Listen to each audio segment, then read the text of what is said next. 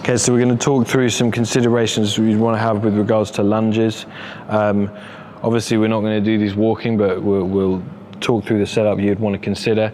So if Callum was to drop into a lunge position, we want to consider the impact his torso is having on the joints in question. So we're looking at the hip and we're looking at that leading knee and again this back knee. So in this position here, we can see that this torso is acting as the load, and if he was holding weights, he would be positioning them more in line with his hips here.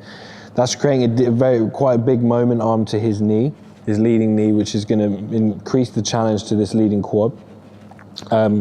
It's also going to, as we can see, there's a bit of a moment arm to this rear quad, which is going to mean this rear quad has been challenged more so in its length and range. If Callum was then to tilt forward and bring those dumbbells further, we can see that if we drew an imaginary line through those dumbbells, there would be a much greater distance to this hip, which means the guys around these hips are going to have to work much harder. All the while, in both these variations, he's thinking about driving through the heel of that leading foot. He's not going to let that heel lift up and shift onto his forefoot, and he's going to create as much stability as he can from that heel right up into that leading hip.